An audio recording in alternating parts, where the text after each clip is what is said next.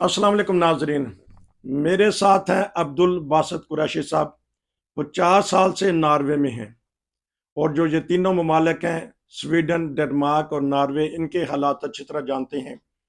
और नाजरीन, आजकल भी और इससे पहले भी हमने सुना है कि वहाँ इंतहा पसंदी हो जाती है। इस बारे में पता करूंगा कि क्या वजह है, कि आया ये तरबियत की कमी की वजह है या कोई कोई ख़ास ऐसा अंसर पाया जाता है जिसकी वजह से यहाँ कभी ना कभी ऐसा वाक़या हो जाता है जो हम मुसलमानों में बेचैनी पैदा कर देता है। तो एक वाक़या आज से 40 साल पहले तकरीबन हुआ था, उस पे भी हम बात करेंगे, वहीं से आगाज़ करेंगे। जी अस्सलाम वालेकुम। वालेकुम सलाम रहमतुल्लाह। क्योंकि आपने अपनी आधी जिंदगी से ज्यादा जिंदगी यहाँ इन्हीं ममालिक में गुजार दी है, ठंडे मुल्क हैं, लेकिन बाज दफा यहाँ लोग इंतहा पसंदी कर देते हैं। क्यों ये ऐसे रुझानात होते हैं इनके, ये बताइएगा। और वो बताइएगा वाकया जो फिर उसके बाद अखबारात की जीनत बना, इंटरनेशनल तौर पे वो आया बातों में, और जो आपकी सियासी जमातें हैं उस इशू पे फिर खूब बोलियां। जी बताइएगा वाकया। जी जी, 80 की दहाई में जो वाकया हुआ था जी।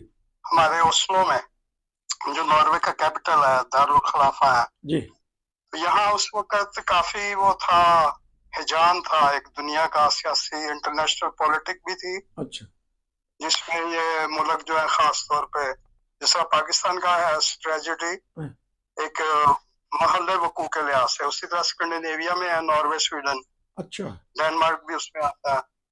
तो यहाँ उस वक्त था, आलमी तौर पे बहुत खुशहाली थी अफ्रीका के मुल्कों में। अच्छा। तो उसमें हम भी काम कर रहे थे, इसके अमन के लिए और क्लाइमेट के लिए, ठीक। मौसमियाती माहौल के लिए, ठीक। कि तेल को कंट्रोल करें, पोल्यूशन को कंट्रोल करें। ठीक। तो उस वक्त काफी इस चीज में अखबारों में लिखा गया था, हम्म। मेरी तरफ से भी और दो और लोगों की तरफ से भी। ठीक।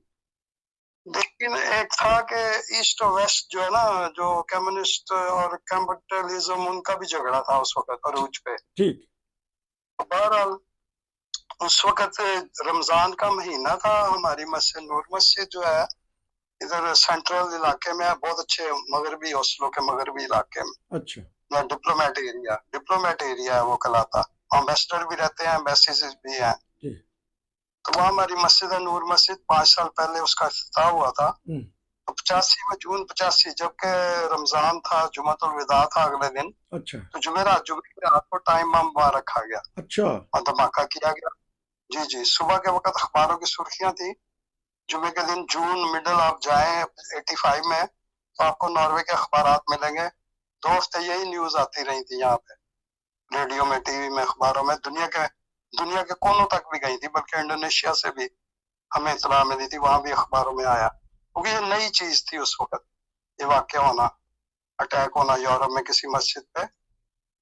तो तो ये एक फिर पुर अगले अच्छा, दिन मैं ना, एक सवाल सवाल जी कर लूं, ये तो बड़ा पुरअमन मुल्क है, और आपके ख्याल में ये जी, मस्जिद में, जो यूरोप में अगर किसी मस्जिद में धमाका हुआ तो ये पहला धमाका था? गालबन पहला ही था। उसके अच्छा। बाद हेग में कुछ थोड़ी सी शरारत की गई थी, अच्छा। आग आग आग लगाने की कोशिश की गई थी। हम्म। हेग भी एक आलमी अदालत इंसाफ वहां पे है। हाँ जी, मस्जिद का बताइएगा, वो तो अदालत का पता है, मस्जिद के बारे में बताइएगा। जी जी। तो हाँ उस जी। वक्त अगले दिन अखबारों की सुर्खियां थी, मस्जिद को नौजुबिल्ला उड़ा दिया गया। अच्छा। लेकिन अखबार, ये मस्जिद जो है, ये रोमन तर्ज की बिल्डिंग है, बहुत पुरानी है। अच्छा। बुनियादों से नहीं बनाई गई, लेकिन खरीदी गई थी, जो कि काफी उसकी तारीखी अहमियत भी है उस बिल्डिंग की। ठीक। तो उसकी बड़ी मोटी दीवारें हैं, उसके बाहर वो रख गया था बंदा जो भी था, हम्म। वल्लाह आलम। तो उसने बर्दाश्त किया लेकिन जो उसका तय खाना था, उस पर काफी नुकसान हुआ था, अच्छा। अंदर भी जाके पता चलता था। ठीक। तो उसी दिन, अगले दिन जुमा था, जुमे को फिर पार्लियामेंट को भी धमकी दी गई थी, अच्छा। नॉर्वे के पार्लियामेंट। जी, और उसको फिर खाली कराया गया। और जो बहुत बड़ा अखबार है, वेगे वर्डन्स गांग, दुनिया की रफ्तार उसका मतलब बनता है, ठीक। उसको भी धमकी मिली जुमे को अगले दिन। अच्छा। उन्होंने भी अपने दफ्तर को खाली कराया। अच्छा। और अगले दिन हफ्ते को उसी अखबार ने, वेगे जो है, वर्डन्स गांग, ओस्लो का, हम्म। नॉर्वे का बड़ा अखबार, इनके दो हैं, आफ्टन पोस्टन और वेगे, ठीक। उसने दारिया लिखा सैटरडे को अच्छा मिडिल जून 85। अच्छा उसने डायरी लिखा कि आज तक तो हम बड़े अमन से रहते थे, यहाँ हम आराम से रहते थे, हमें कोई खतरा नहीं होता था, तो अब तो जगह जगह हमें अपना बंदोबस्त करना पड़ेगा। अच्छा जिस बंदे ने मस्जिद किया, धमाका किया, उसने ये नहीं सोचा कि हमें क्या अब फ्यूचर हमारा होगा। हम्म और उसके बाद इतने कैमरे लगने शुरू हुए जगह जगह जगह जगह। यहाँ जो है ना, जो एक दाता तिल सीन जिसको कहते हैं, ठीक जिन्होंने इसको कंट्रोल करना होता है कि क्या हो रहा है अच्छा इसमें, सर्वेलेंस के बारे में ठीक उनका जिम्मेदारी है। उन्होंने कहा ये इतने कैमरे आपने लगा दिए, ये तो गैर कानूनी है। ठीक उसके साथ लिखो, जहां जहां कैमरा लगाया वहां लिखो कि यहाँ कैमरा लगा हुआ है, ताकि लोगों को इल्म हो कि यहाँ उनकी सर्वेलेंस हो रही है, उनकी निगरानी हो रही है अच्छा हर किस्म की, अच्छा और अमन लोगों की भी, दूसरों की भी। ये अच्छा ये तो बहरहाल बताइएगा कि हम उसी मौजू पे रहते हैं। वो एक गिरोह था या जी इंडिविजुअल कार्रवाई थी, और उसने पार्लियामेंट को भी धमकी दे दी, अखबारात के दफातर को भी धमकी दे दी, और ये टाइम बम किस टाइम फटा, और उस वक्त वो मौजूद था रिमोट कंट्रोल पे या एक गिरोह था, ये बताइएगा थोड़ा सा नाज़रीन को। मिड मिडनाइट थी, जुमेरात, जुमा, अगले दिन जुमातुल विदा था, रमजान जी था जी जी जी 85 का। जी तो उसको, एक 17 साल के लड़के को अगले दिन अरेस्ट किया गया। अच्छा उसकी वालदा भी मुसलमान हुई थी। उसने कहा कि मेरे बेटे को इस तरह के टेलीफोन आया है, मैंने इसको सुना ऐसी बातें करते, मुझे लगता है कि इसने किया या इसके पीछे कोई बंदे हैं जिन्होंने करवाया इससे। अच्छा तो अगले जुमे को शाम को उसको अरेस्ट किया गया। 17 साल का था वो। अच्छा तो लेकिन अखबारों में आता रहा बहुत उनके पीछे, वो कहते नी नाजी ग्रुप थे अच्छा जिनको यूज किया गया, या वो खुद उनका आइडियोलॉजी थी।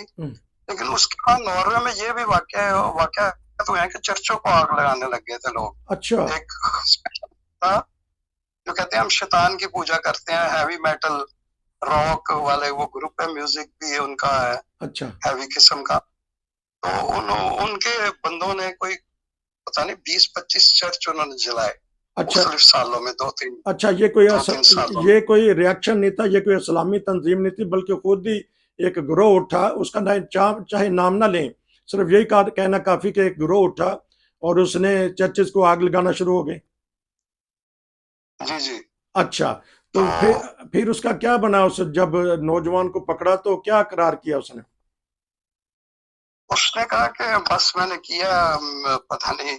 लेकिन अखबारों में जो मीडिया उसको सर्च कर रहा था, दो हफ्ते न्यूज आती रही थी, उसमें था उन्होंने बहुत और ग्रुप पकड़े थे अच्छा जिन्होंने बैंकों पे अटैक किए, देखो पैसे लिए, क्या कहते हैं, डाके डाले इधर उधर, अच्छा और काफी नी नाजी ग्रुप थे वो।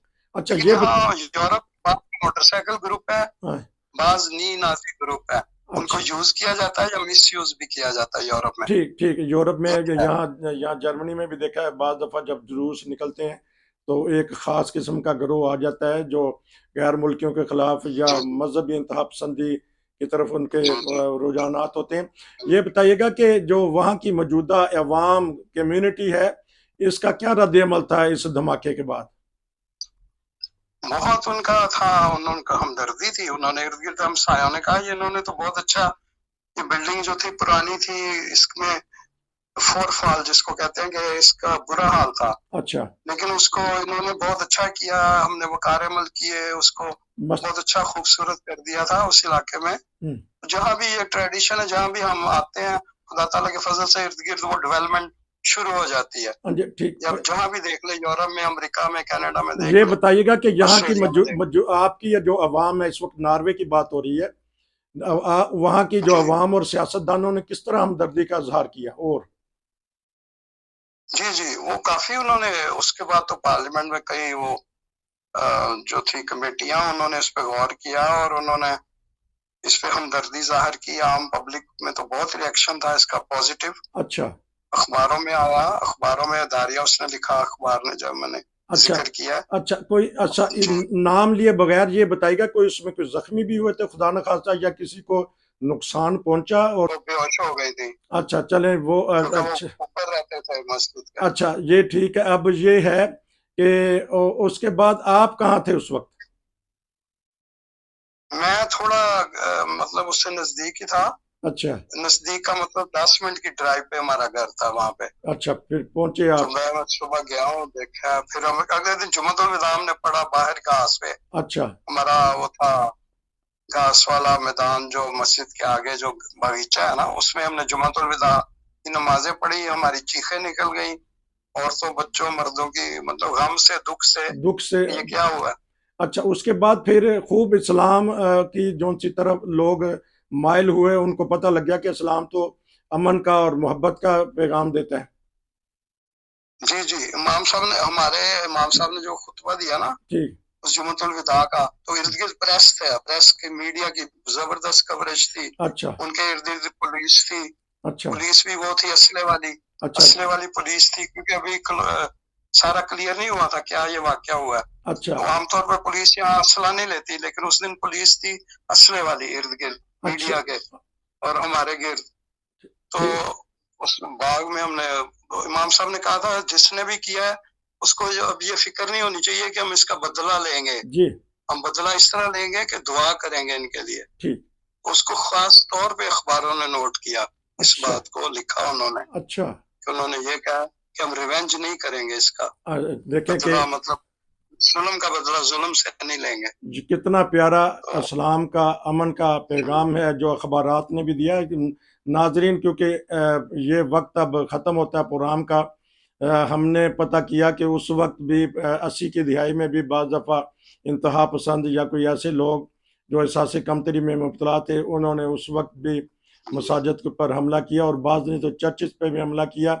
अब्दुल बासित साहब कुरैशी जो उनसे हैं, वो बड़ी देर से एक नॉर्वे में रहते हैं और उनको फिक्र रहती है कि किसी न किसी तरीके से नॉर्वे तरक्की करे, पाकिस्तान तरक्की करे। हमने इनको एक दो प्रोग्राम किए, तो इंशाल्लाह हम आपसे दोबारा रब्ता करेंगे और मज़ीद नॉर्वे के बारे में जानेंगे और ये भी पता करेंगे कि नॉर्वे में इस वक्त पाकिस्तानियों की तादाद कितनी है और आया ये असाइलम वगैरह देते हैं, आया ये काम के वीज़े देते हैं। इस सिलसिले में हम आपसे प्रोग्राम करेंगे। आपका बहुत शुक्रिया जी। अस्सलाम वालेकुम।